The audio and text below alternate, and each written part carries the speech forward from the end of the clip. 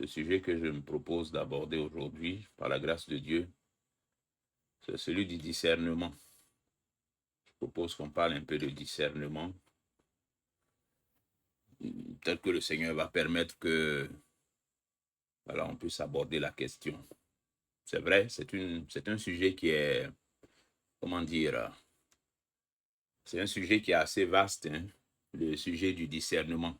C'est un sujet qui est assez vaste, mais par la grâce de Dieu, on va parcourir ce qu'on pourra parcourir et puis que Dieu nous permette de trouver l'édification dans ce que nous aurons pu parcourir.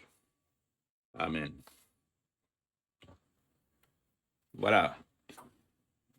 Quand nous parlons de discernement, il s'agit d'une notion qu'on retrouve, d'une réalité qui est vécue, qu'on retrouve dans les Écritures, qui est mentionnée dans les écrits des apôtres.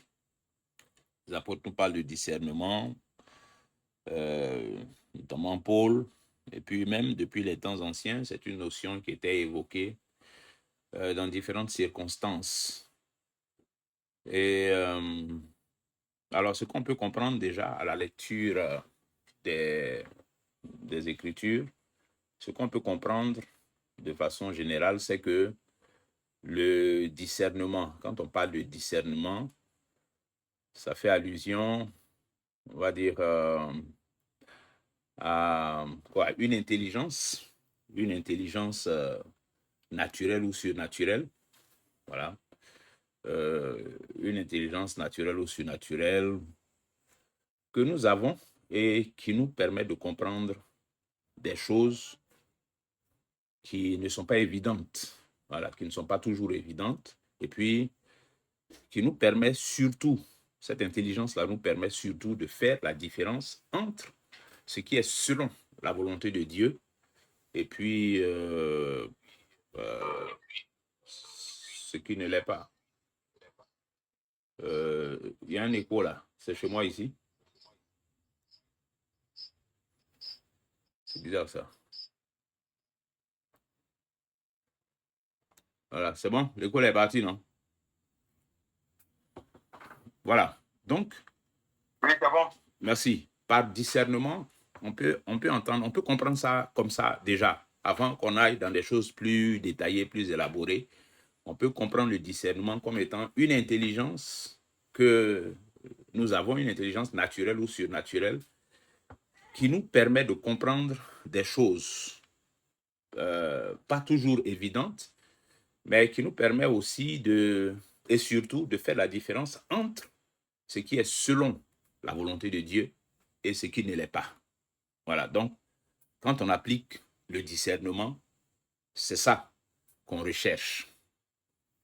Alors donc, pour parler de ça, de discernement, j'ai parlé d'intelligence naturelle, surnaturelle et tout ça.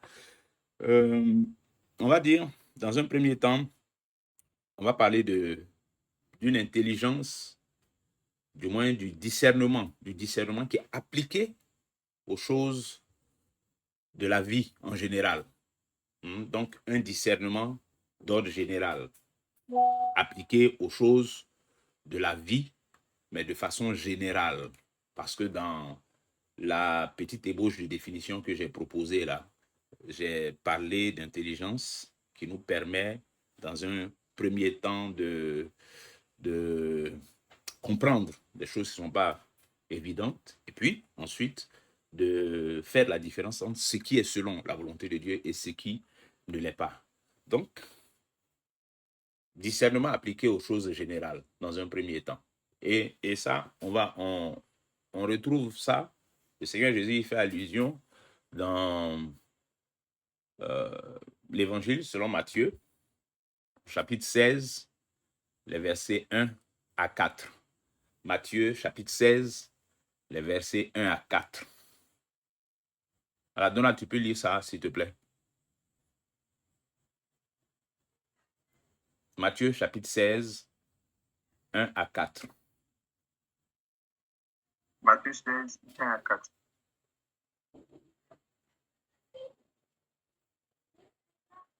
Je lis la parole. Les pharisiens et les sadduciens abordèrent Jésus et pour le mettre à l'épreuve, lui demandèrent de leur faire voir un signe venant du ciel. Jésus leur répondit, le soir vous dites qu'il fera beau, car le ciel est rouge. Et le matin, il y aura de l'orage aujourd'hui, car le ciel est d'un rouge sombre. Hypocrite, vous savez discerner l'aspect du ciel et vous ne pouvez pas discerner les signes des temps. Une génération mauvaise et adultère réclame un signe. Ne lui sera pas donné d'autre signe que celui de Jonas. Puis il les quitta, il s'en alla. Amen. Amen. Merci, frère. Voilà. Donc, je parle de discernement appliqué aux choses générales de la vie. Ici, le Seigneur, au verset 2, dit que le soir, vous dites, il fera beau, car le ciel est rouge. Et le matin, il y aura de l'orage aujourd'hui, car le ciel est d'un rouge sombre. Vous savez discerner l'aspect du ciel et vous ne pouvez discerner les signes des temps. Je crois que le Seigneur lui-même, dans ces paroles-là, nous met en face de ces deux aspects du discernement que j'ai présenté tout à l'heure, le discernement appliqué aux choses générales de la vie, et puis le discernement qui permet donc de connaître ce qui est selon la volonté de Dieu et ce qui ne l'est pas. Le Seigneur Jésus-Christ se reproche justement aux pharisiens ici le fait qu'ils soient capables d'appliquer le discernement dans les choses générales de la vie, mais qu'ils ne soient pas capables de l'appliquer dans ce qui concerne la compréhension et la connaissance de la volonté de Dieu. Alors,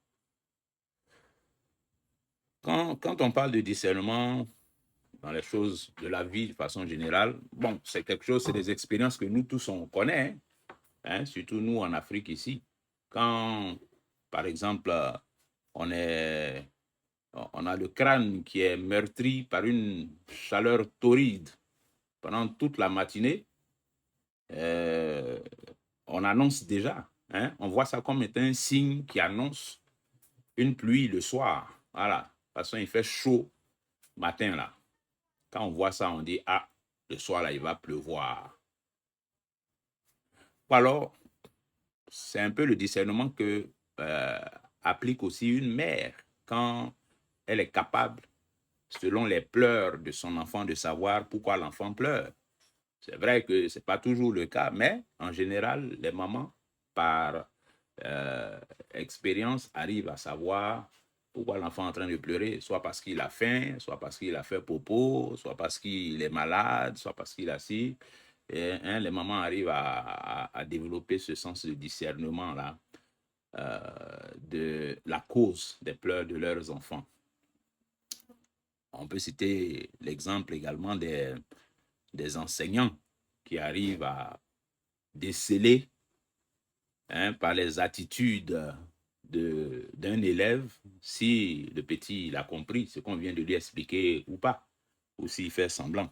Voilà, il y a des enseignants qui arrivent à déceler ça, hein, et même entre monsieur et madame par moment.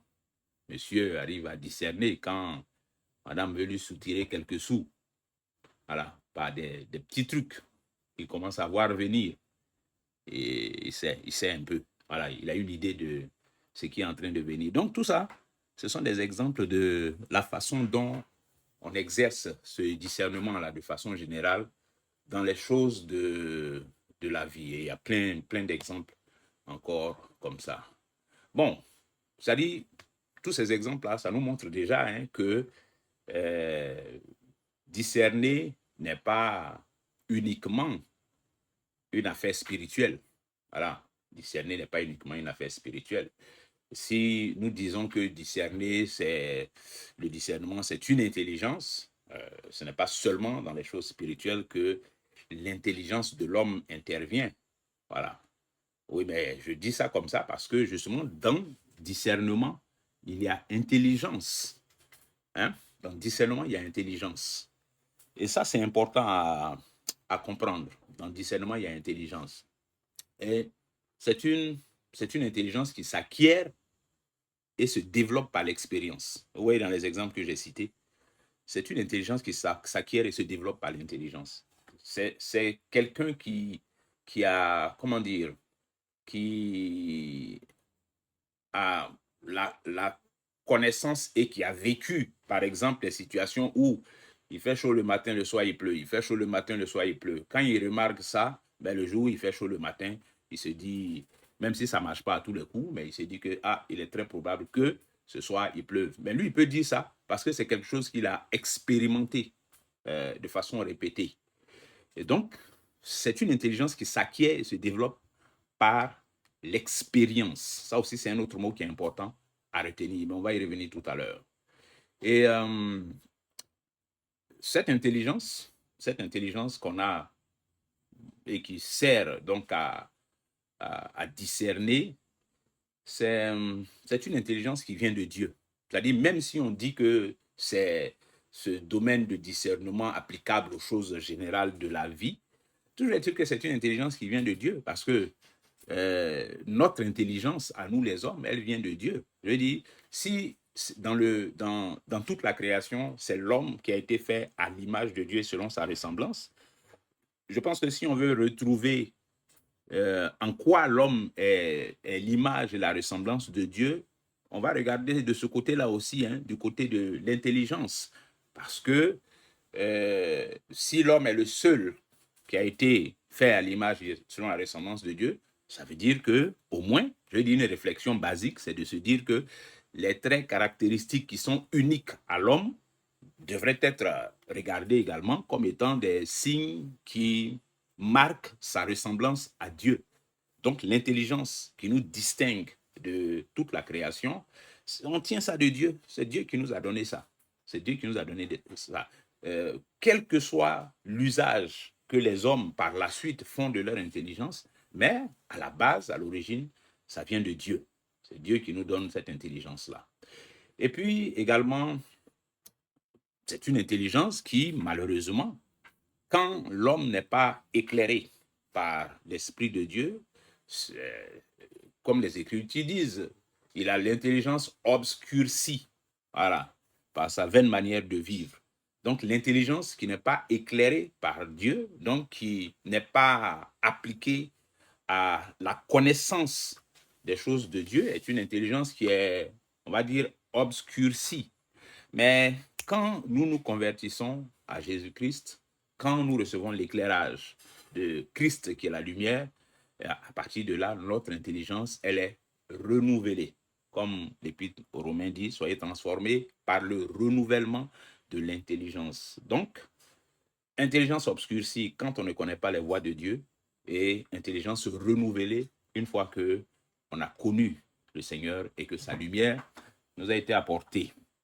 Il faut comprendre également que, toujours parlant de l'intelligence, parce que c'est important hein, qu'on parle de l'intelligence quand on parle de discernement, parlant de l'intelligence, malheureusement, il y a une certaine lecture qui est faite de ce qu'est l'intelligence et puis qui donne le sentiment que être spirituel, bon, ça se fait par opposition à être intelligent.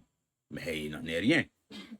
Ce que nous devons être, c'est être spirituel et intelligent. Ce n'est pas être spirituel ou intelligent. Parce que l'intelligence ou alors le spirituel n'exclut pas l'intelligence. Donc, oui, l'intelligence, mais l'intelligence avec le spirituel. Donc, notre conversion n'éteint pas notre intelligence, notre conversion n'efface en rien notre intelligence. C'est Dieu qui nous donne l'intelligence. Et on a des exemples multiples dans les Écritures de personnes qui ont été dotées d'intelligence par Dieu. On a ça dans les Écritures. On se souvient qu'au moment de la réalisation par Moïse du modèle qui lui avait été montré concernant le tabernacle, Dieu indique à Moïse, au moment où il mobilise les forces qui vont permettre la réalisation de ce projet-là, il indique à Moïse qu'il a donné, qu'il a outillé certaines personnes d'intelligence dans les arts, d'intelligence pour pouvoir confectionner des ouvrages d'art. On a Bessaliel, on a qui Oholiab, n'est-ce pas? Et puis, même le grand roi Salomon, dans la prière qu'il a faite à l'Éternel au moment où Dieu lui donne, on va dire quoi, un chèque blanc afin qu'il le remplisse, demande-moi ce que tu veux. Salomon demande à Dieu la sagesse et l'intelligence pour bien gouverner son peuple. Et on a vu comment cette intelligence-là et cette sagesse ont fait de Salomon le grand roi qui a marqué l'histoire d'Israël et de l'humanité en général. Donc, le discernement, il existe et il est utilisé, il est appliqué dans la vie de tous les jours. Il est appliqué par les hommes dans les choses de la vie de façon générale, pas uniquement dans les choses concernant les voies de Dieu. Voilà. Et on a, à côté de ça, le discernement appliqué aux choses spirituelles. Le discernement appliqué aux choses spirituelles. Alors ici, je vous invite à lire avec moi Hébreux chapitre 5, le verset 14. Hébreux 5, 14.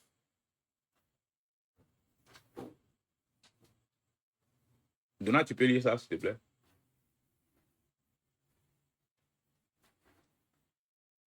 Hébreux chapitre 5, verset 14. Mais la nourriture solide pour les adultes, pour ceux qui, en raison de leur expérience, ont le jugement exercé à discerner ce qui est bien et ce qui est mal. Amen. Amen. Donc ici, il est fait mention de ceux, alors selon Louis II, ceux dont le jugement est exercé à l'usage, par l'usage, à discerner ce qui est bien et ce qui est mal. Dans ta version là, c'est dit quoi? J'ai bien aimé la version que tu as lue là, Donald. Dans la version. Et en raison de leur expérience, ont le jugement exercé à discerner ce qui est bien et ce qui est mal. Voilà. Donc là où Louis II dit ceux dont le jugement est exercé à l'usage, par l'usage, là-bas il est dit en raison, ceux qui en raison de leur expérience. Ah, ça c'est important. Dans la version parole de vie, il est dit par contre, la nourriture solide est pour les adultes. Par leur expérience, ils ont entraîné leur conscience à faire la différence entre le bien et le mal. Voilà. Déjà, ce verset-là, Hébreux 5, 14, les thèmes qui sont utilisés là-bas, dans ces différentes versions qu'on a explorées, permettent de comprendre une première chose, c'est que ce discernement-là, il est acquis, ce discernement dont nous parlons ici, il est acquis par l'expérience. Le verset que nous avons lu dit, ceux dont le jugement est exercé par l'usage à discerner. Ceux qui, par expérience, voilà, donc, parviennent à discerner. Donc, c'est un discernement, c'est un type de discernement, disons ça comme ça, qui est acquis par l'expérience. Voilà. Et disons que dans la vie spirituelle, il y a un niveau de discernement qui vient donc de l'expérience, de la pratique, de l'usage dans la marche avec le Seigneur. Pour acquérir du discernement, ça vient aussi par l'expérience. Ça vient de la pratique. Ça vient de l'usage. Tous ces termes-là désignent la même chose. C'est une affaire de pratique. C'est dans cette expérience-là que se forge la capacité à discerner ce qui est bien de ce qui est mal.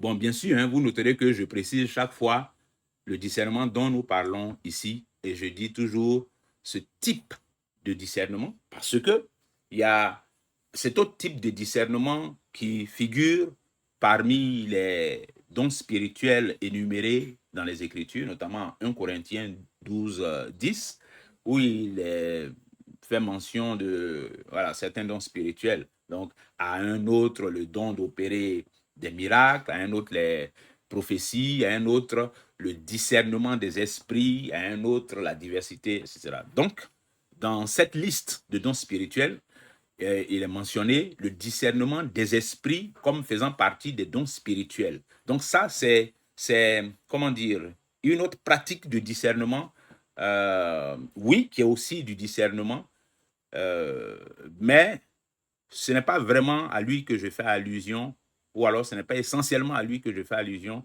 dans ce que je suis en train de présenter là. On pourra y revenir une autre fois, hein, mais je vais m'appesantir plus sur ce type de discernement qui s'acquiert par l'expérience, par la pratique. Voilà. Mais de toutes les façons, quels que soient les modes d'acquisition de ce discernement-là, ou bien la façon dont ce discernement se développe, c'est dans la mesure où c'est un discernement qui est appliqué aux choses spirituelles, forcément, c'est quelque chose de spirituel. Voilà. Alors, donc, comme je disais, premièrement, il s'acquiert par l'expérience, donc par la pratique. Alors, quand on dit que ça s'acquiert et que ça se forme par l'expérience, dans l'expérience, il faut entendre aussi l'habitude, hein, l'habitude. Parce que c'est l'habitude qui permet de reconnaître. C'est par habitude, c'est quand on est habitué à certaines choses qu'on peut les reconnaître, quelle que soit la forme sous laquelle elles peuvent apparaître à nouveau, on peut les reconnaître parce qu'on a l'habitude de ces choses-là, on les a déjà connues, donc on peut les reconnaître. C'est un peu comme quelqu'un qui parvient à reconnaître la voix d'une personne, mais s'il la reconnaît, c'est parce qu'il a déjà entendu cette voix-là. Donc le jour où il l'entend encore, et comme il a eu l'habitude, hein, je ne pense pas qu'en ayant entendu la voix une seule fois, ça suffise pour qu'il la reconnaisse une autre fois. Mais l'habitude d'entendre la même voix permet de reconnaître cette voix-là, même si on n'a pas encore vu la personne qui est porteuse de cette voix. C'est également par habitude que quelqu'un peut reconnaître, par exemple, quel exemple je peux donner? On peut reconnaître le style d'un écrivain parce qu'on a l'habitude de le lire. Donc, quand on est habitué à lire les ouvrages de cet écrivain et qu'on tombe sur un texte, même si ce n'est pas tout le livre, on tombe sur un texte, en le lisant, ça nous indique déjà que ça, c'est le style de tel écrivain. Voilà. Donc, on a fait un peu cette expérience hein, à l'école, quand on lisait les livres des auteurs, là, par moment, on arrivait à reconnaître certains auteurs rien que par leur style. Et ça, c'est les effets de l'habitude. C'est par l'habitude que, par exemple, je peux reconnaître quelqu'un à sa démarche. Parce que j'ai l'habitude de le voir marcher ou de la voir marcher. Donc, quand je le vois de loin, de très loin même, je n'arrive pas à distinguer exactement son visage, mais par sa démarche, je me dis déjà que c'est possible que ça soit cette personne-là. Donc, l'habitude, ça suppose une pratique régulière et consciente. Voilà, une pratique régulière et consciente. Ce n'est pas un truc hasardeux. Une pratique régulière et consciente. Voilà. Et puis, ça peut nous venir aussi de l'expérience, là, ça peut nous venir aussi de notre propre marche dans le Seigneur. Mais une marche continuelle, bien sûr, parce que c'est ça l'idée de l'habitude. Notre marche continuelle dans les voies du Seigneur est quelque chose qui nous permet aussi d'acquérir de l'expérience, laquelle expérience sert de base à notre aptitude à discerner et à reconnaître ce qui est selon le Seigneur et ce qui ne l'est pas. Alors je dis notre propre marche avec le Seigneur, et dans ça, une fois encore, on est dans des choses très pratiques. Parce que notre marche avec le Seigneur, c'est quoi? C'est les choses qui peuvent arriver, heureuses ou douloureuses, dans nos relations fraternelles. Ce sont les temps de faiblesse personnelle qu'on peut avoir, comment on en sort, comment on s'en relève.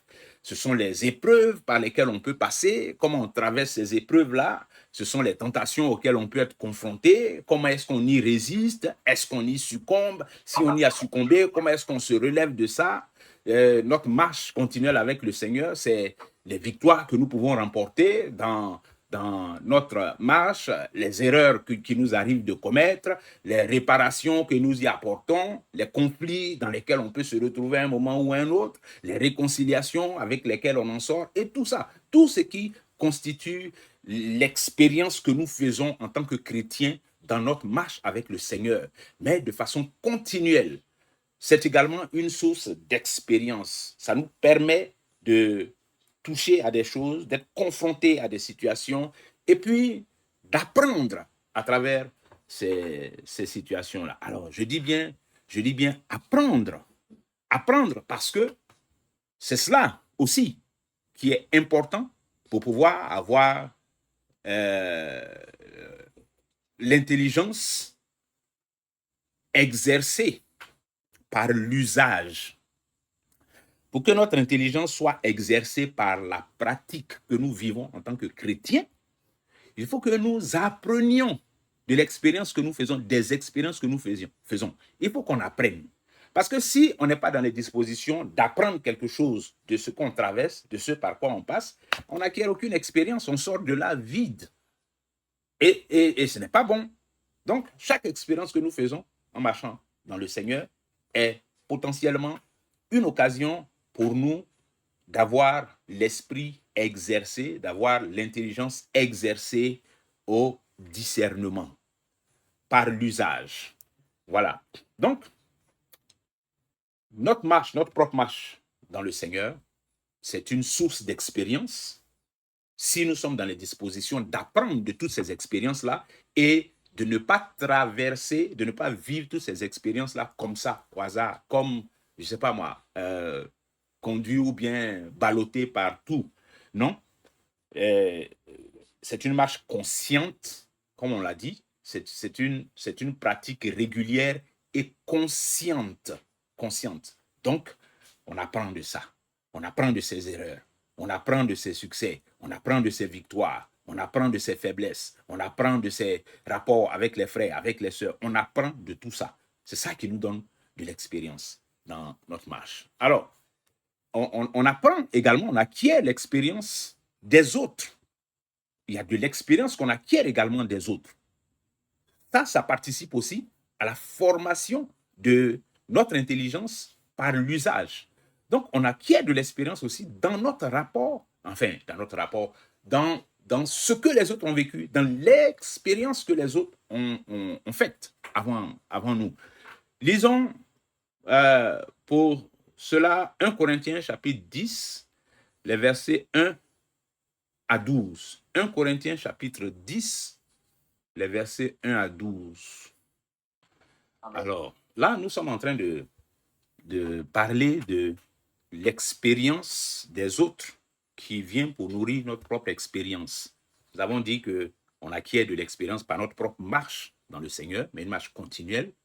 Et on acquiert également de l'expérience en s'instruisant de l'expérience des autres, comme on vient de le lire dans ce passage. Vous voyez les versets, j'attire notre attention, en particulier sur les versets 6 et 11, où la même idée est répétée. Il dit, « Or, ces choses sont arrivées pour nous servir d'exemple, afin que nous n'ayons pas de mauvais désirs, comme ils l'ont eu. » Et il répète au verset 11, « Ces choses leur sont arrivées pour servir d'exemple, et elles ont été écrites pour notre instruction à nous qui sommes parvenus à la fin des siècles. » Donc, ces choses-là, qui sont mises par écrit et que nous avons dans la Bible, qui est le témoignage des anciens, ont été écrites afin que ça nous serve, nous, à renforcer l'expérience que nous avons de la marche avec le Seigneur, en nous instruisant de ce qui leur est arrivé, en nous instruisant de ce qu'ils ont fait, de ce que Dieu a dit, de ce qu'ils ont fait, de comment Dieu a réagi à ce qu'ils ont fait et comment eux-mêmes ils ont réagi, ainsi de suite. Ça, c'est enregistré là par écrit afin que nous puissions, nous aussi, nous enrichir de leur expérience et que nos expériences, notre expérience de marche dans le Seigneur puisse s'en trouver aussi affermi, stabilisé et puis enrichi. C'est tout ça là qui entre dans la formation de notre aptitude à discerner. Et puis, également, une chose qu'on note dans ce passage-là, c'est, vous voyez, souvent on a entendu comme. Alors, je parcours ça rapidement. Il dit, à partir du verset 7, il dit, ne devenez point idolâtres comme quelques-uns, qui selon qu'il est écrit. Ensuite, il dit au verset 8, ne nous livrons point à l'impudicité comme quelques-uns d'eux. Ensuite, au verset 9, ne tentons point le Seigneur comme le tentèrent quelques-uns d'eux. Ensuite, au verset 10, ne murmurez point comme murmuraient quelques-uns d'eux qui périrent. Vous voyez, c'est comme là, ça veut dire qu'il fait référence à une expérience que les autres ont vécue, que les anciens ont vécue et qui doit nous interpeller, qui doit nous éclairer, qui doit nous orienter dans notre propre expérience. Parce que c'est ça, l'expérience des autres qui permet aussi que notre expérience puisse être enrichie, puisse être renforcée. Et puis, ouais, au verset 1 et 2, il dit quelque chose d'intéressant. Frères, je ne veux pas que vous ignoriez que nos pères ont tous été sous la nuée, qu'ils sont tous passés au travers de la mer. Ensuite, il dit qu'ils ont tous été baptisés en Moïse dans la nuée et dans la mer. Et qu'ils ont tous, verset 3, qu'ils ont tous mangé le même aliment spirituel. Verset 4, qu'ils ont tous bu le même breuvage spirituel, car ils buvaient un rocher spirituel qui les suivait, et ce rocher était Christ. Est-ce que j'ai besoin même de détailler ça là pour qu'on comprenne que c'est une analogie qui est faite et qui nous ramène à ce qu'il va dire plus loin dans ce chapitre-là, au baptême, ensuite au repas du Seigneur. Hein? Et ils ont tous été sous la nuée. Hein? Ils ont été baptisés et puis bon, ils ont bu un breuvage spirituel, ils ont mangé une nourriture, machin, allusion qui est clairement faite au repas du Seigneur. Et donc, comme il en parle un peu plus loin là-bas, et donc vous voyez l'intérêt de ça, l'intérêt de l'expérience des anciens. Sur ce point-là, un petit commentaire, c'est que ce que Paul dit ici, c'est frère, vous voyez, les anciens là, ils ont fait cette expérience que vous avez faite là, ils l'ont faite. Ils ont été baptisés aussi, d'une certaine façon, en passant par la nuée. Ils ont été baptisés comme vous êtes baptisés aujourd'hui. Et ces frères-là, ils ont également mangé quelque chose qui était une préfiguration du repas du Seigneur, la façon dont vous partagez le repas du Seigneur aujourd'hui là. Et eux, ils ont fait ça aussi, en ce temps-là, dans leur expérience aussi. Mais, ils sont tombés. Ils sont tombés parce qu'ils ont murmuré, parce qu'ils se sont rébellés, parce qu'ils ne sont pas restés dans le chemin, etc. Et quand Paul dit ça, c'est pour leur faire comprendre que même si vous êtes passé là, ne pensez pas que vous êtes à l'abri. Et comme il conclut le passage qu'on a lu, le verset 12, il dit ainsi donc que celui qui croit être debout prenne garde de tomber. Donc, après tout ce qu'il cite de l'expérience des anciens, il lance cet avertissement aux frères aujourd'hui, pour leur dire, enfin aujourd'hui, à cette époque, à qui il parlait, mais il s'adresse à nous aujourd'hui encore, pour leur dire, regardez l'exemple des anciens. Instruisez-vous de l'exemple des anciens. Que l'expérience de la marche avec le Seigneur que vous avez aujourd'hui, là, que ça soit éclairé par ce qui a été l'exemple des anciens qui furent baptisés d'une certaine façon, qui ont également eu communion avec le corps et le sang du Seigneur d'une certaine façon, mais ils sont tombés parce qu'ils n'ont pas pris garde à leur voix. Donc, je vous dis, verset 12, que celui qui croit être debout prenne garde de tomber.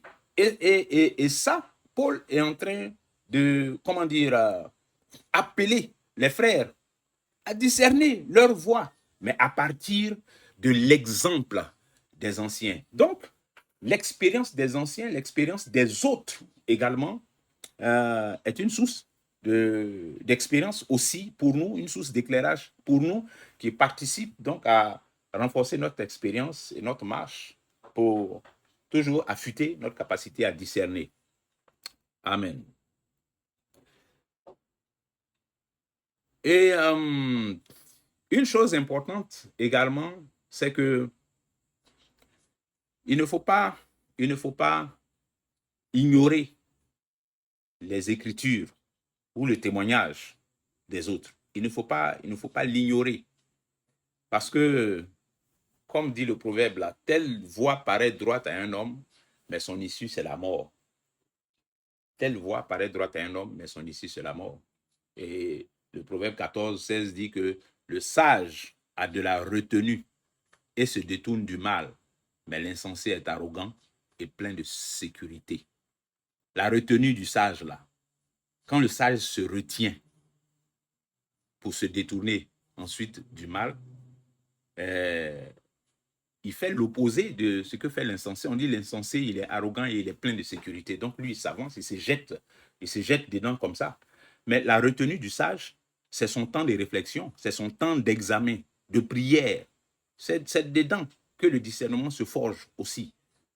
Quand le sage a de la retenue, c'est pour réfléchir, c'est pour examiner, c'est pour prier. Et c'est dans ces choses-là qu'il exerce son discernement. Donc, oui, il y a tout ça. Et vous conviendrez avec moi que la question du discernement n'est pas toujours quelque chose de facile. Malheureusement, ce n'est pas toujours quelque chose de facile parce que ouais, le discernement, il devient de plus en plus difficile parce que ce qu'on doit discerner là, c'est de plus en plus proche. Vous me comprenez? C'est-à-dire le discernement là. Quand on dit on applique le discernement, c'est pour distinguer le vrai, être capable de distinguer le vrai du faux. Appliquer aux choses spirituelles. Discerner, distinguer le vrai du faux. Mais plus la falsification est raffinée, donc plus le vrai et le faux se rapprochent, plus le faux se rapproche du vrai et semble ressembler au vrai, plus ça devient difficile de discerner. C'est ça qui en rajoute à la difficulté de discerner. C'est pour ça que c'est important que pour forger notre capacité à discerner, il faut qu'on ait la pratique continuelle. L'idée de continuelle, l'affaire de continuelle, c'est important. Dans notre marche avec le Seigneur, dans notre vie, dans notre expérience, il faut qu'on soit dedans continuellement. Pas on est dans la foi, après on s'en va dormir, après on vient, après on va dormir. Non, il n'y a pas de... On n'acquiert rien en faisant comme ça. Là. Au contraire même, on se fait des illusions. Il faut avoir une marche continuelle dans le Seigneur pour que on acquiert de plus en plus d'expériences qui nous permettent d'être davantage aptes à discerner. Alors, le discernement, il est important parce qu'il nous garde de la confusion. C'est par le discernement qu'on arrive à échapper à la confusion, à se préserver de la confusion. Quand on lit Matthieu 24, là où le Seigneur dit qu'il s'élèvera de faux Christ et de faux prophètes, qui feront de grands prodiges et des miracles au point de séduire, même s'il était possible, les élus. Alors, cette parole que le Seigneur dit, quand il dit au point de séduire, s'il était possible, même les élus. Oui, c'est une façon d'exprimer ça. La ressemblance quasiment parfaite entre le vrai et le faux. C'est ça qui fait que les grands prodiges et les miracles sont tellement raffinés que si c'était possible de séduire les élus, même les élus allaient être séduits. Tellement c'est raffiné. Et plus c'est raffiné comme ça, plus on a besoin de discernement. Plus c'est raffiné et plus le faux est en train d'être raffiné, plus on a besoin d'avoir l'esprit exercé, l'intelligence exercée au discernement. Voilà, donc ça c'est important. Maintenant, l'autre chose, c'est que nous, on n'a pas vocation à tout croire. Vous voyez, ça aussi, c'est l'une des raisons pour lesquelles le discernement est important. Il ne s'agit pas de tout croire. On ne doit pas tout croire. On ne doit pas tout avaler. Dire amen à tout. Accepter tout. Ouvrir les bras à tout. Non. Ça, ce n'est pas la démarche dans laquelle le Seigneur nous invite. Nous, on doit savoir discerner et puis rejeter. Aussitôt qu'on a été éclairé, on rejette ce qui doit être rejeté. Voilà. Et discerner, c'est ne pas se fier à l'apparence. Ne pas juger par l'apparence. Parce que quand on parle d'une ressemblance quasiment parfaite entre le faux et le vrai, là, c'est l'habillage du faux qui fait qu'on a l'impression, qu'on peut avoir l'impression qu'il se rapproche du vrai. Parce qu'à la vérité, il n'y a aucune ressemblance entre la lumière et les ténèbres. Il n'y a aucune ressemblance entre le mensonge et la vérité, entre le vrai et le faux. Il n'y a aucune ressemblance entre ces choses-là, entre la lumière et les ténèbres. Mais c'est la séduction, la perception du faux là, qui est tronquée par, comment dire, une intelligence corrompue, embrouillée.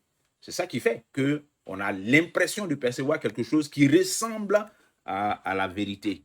Sinon, la vérité, elle est totalement différente du mensonge. Mais c'est la perception qui peut être brouillée. Et puis bon, on va avoir l'impression que c'est quelque chose qui ressemble à la vérité. Donc c'est important. Je dis qu'à mesure que le faux devient raffiné, le discernement devient de plus en plus important. En matière de fraude sur les documents, là, il y a quelque chose qu'on appelle les vrais faux ou bien les faux vrais, là, je ne sais plus quelle est l'expression.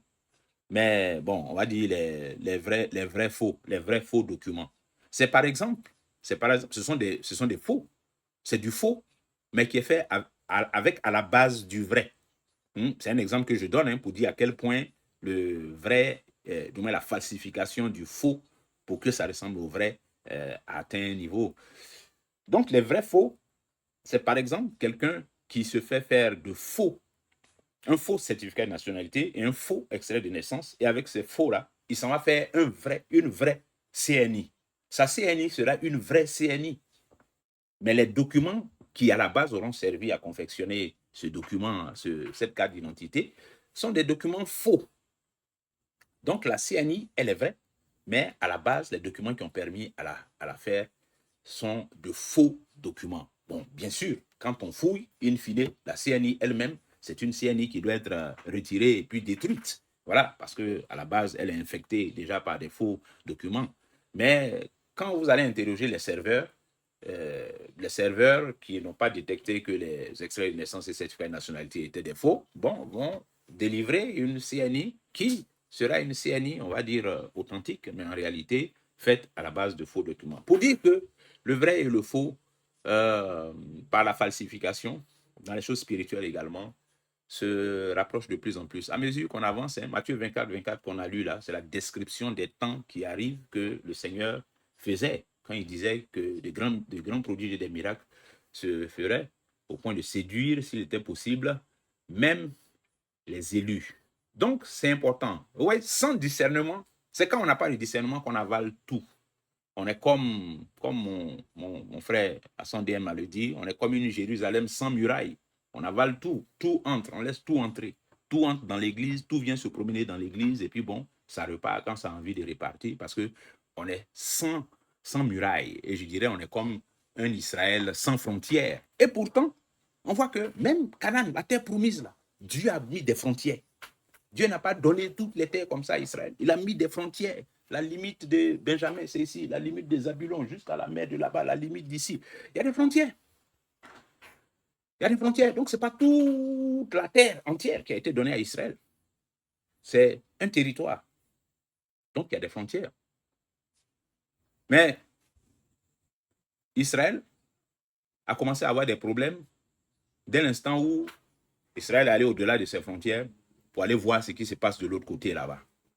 Aller jeter un coup d'œil ce qui se passe de l'autre côté là-bas, ouvrir ses frontières, laisser n'importe quoi entrer et puis lui-même s'exporter et puis aller au contact, aller faire camarade avec n'importe quoi. C'est un peu comme ça quand on jette un regard au-delà de l'église pour aller chercher autre chose de bon à manger, agréable à la vue et précieux pour ouvrir l'intelligence.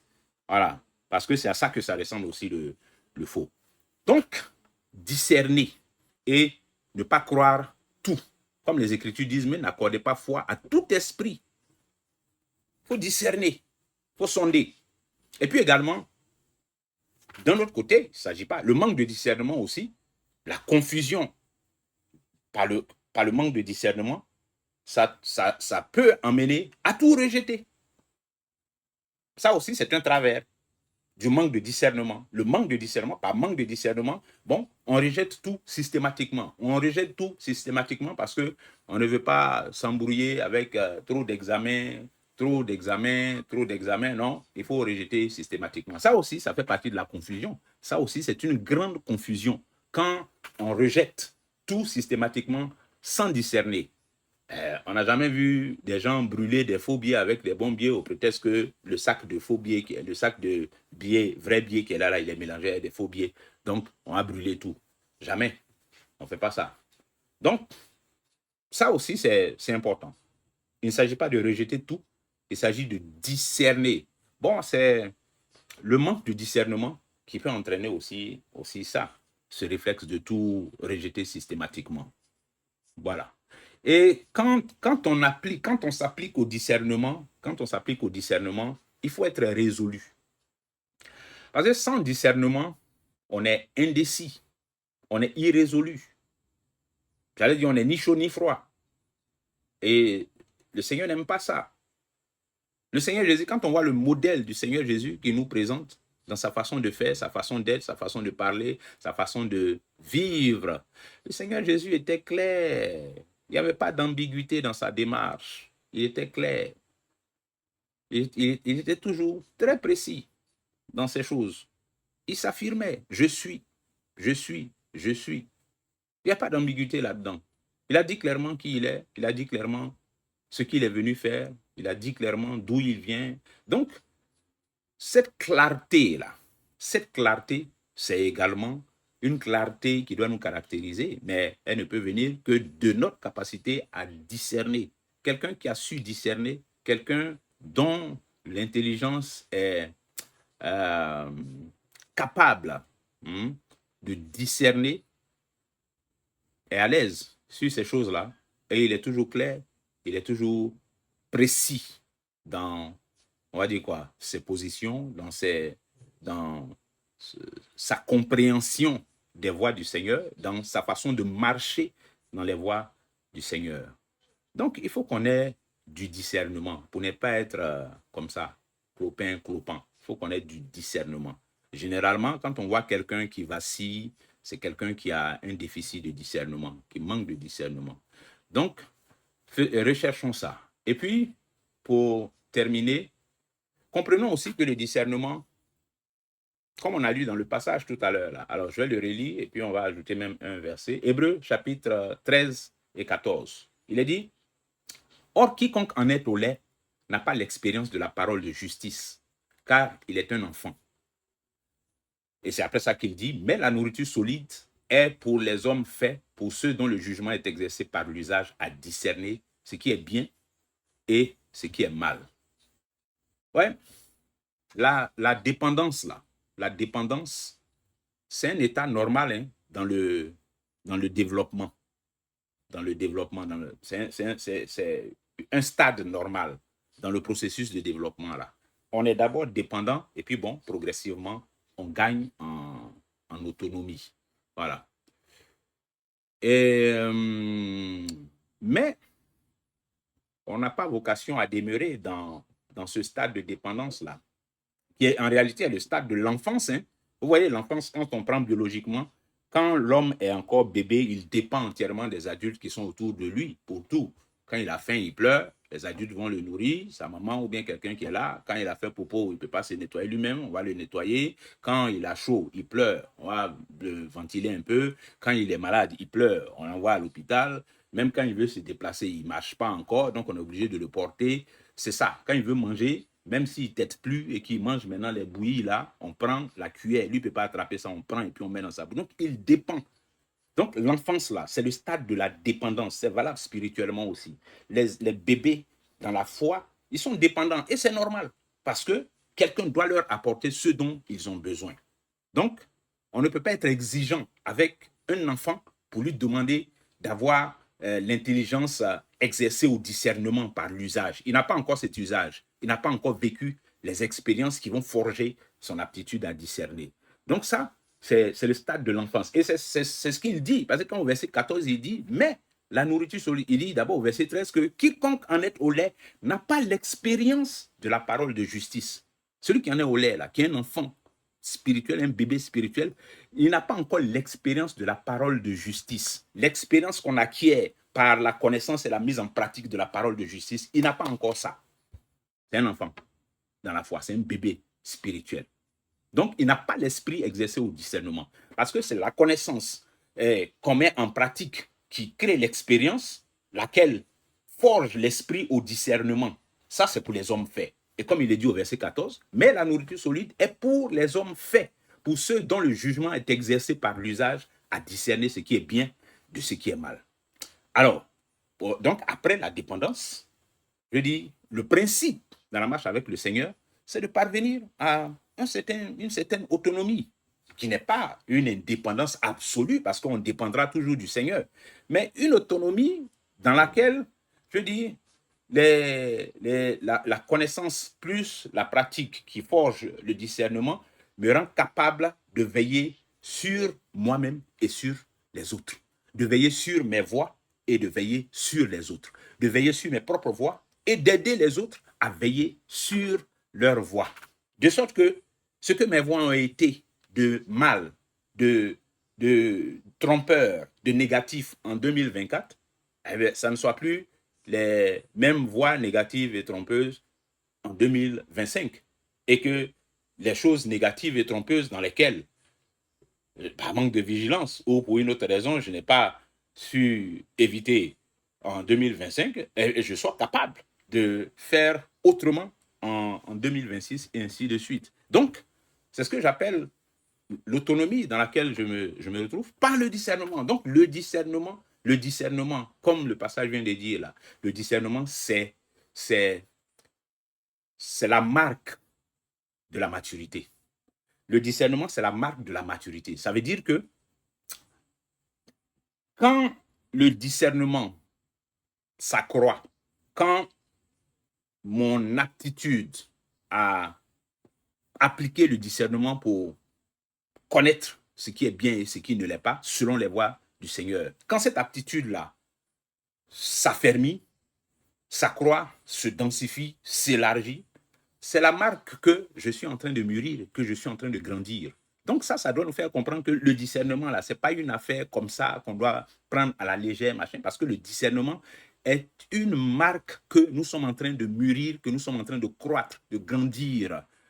Quelqu'un qui marche dans le Seigneur, là, ne doit pas se contenter d'être là et puis pas d'expérience, pas je sais pas, ne tire aucune leçon de ce qu'il vit, ce par quoi le Seigneur le fait passer, rien du tout. Il ne s'apporte rien à lui-même et n'apporte rien non plus aux autres parce qu'il n'a pas d'autonomie en lui-même.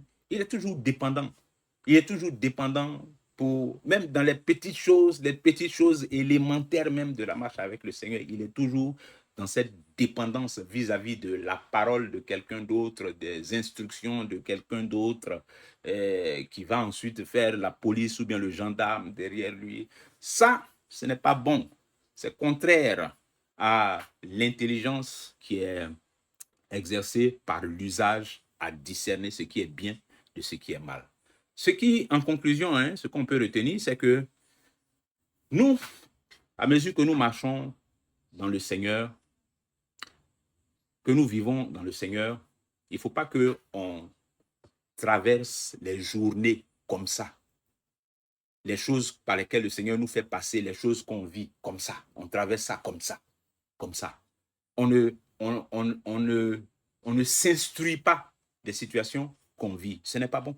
Ce n'est pas bon. Tout ça, ce sont des occasions d'apprendre. Ce sont des occasions de forger son expérience et donc de forger son intelligence par l'usage pour pouvoir discerner ce qui est bien de ce qui est mal et pour mieux connaître les voies du Seigneur. Sinon, ce sont des expériences qu'on gâche, ce sont des occasions qu'on gâche, qu'on laisse tomber comme ça et puis on vivote et puis on est dans autre chose que dans ce qui devrait en réalité être l'objet de notre attention. Parce que quand nous lisons les Écritures, quand nous écoutons les enseignements, quand nous faisons des méditations, le but, c'est de ramener toutes ces choses-là à notre pratique. C'est de ramener tout ça à notre expérience. Et c'est cet exercice-là de connaissance, expérience, connaissance pratique, connaissance pratique. C'est dans cet exercice-là que nous sommes forgés et que notre intelligence, par l'usage, par la pratique, acquiert de l'aptitude à discerner, à connaître les voies du Seigneur. Et puis après 1 an, 2 ans, 3 ans, on voit qu'il y a des choses que je ne comprenais pas avant dans le Seigneur. Là. Je suis chrétien, mais il y a des choses que je ne comprenais pas trop. Mais maintenant, là, je les ai comprises parce que je suis passé par ci, je suis passé par là, je suis passé par comme ça, et j'ai compris que. C'est ça, bien-aimés, que nous devons vivre, et c'est ça qui va nous permettre de pouvoir être utile à nous-mêmes, au Seigneur, et puis à nos frères et sœurs. Que Dieu vous bénisse.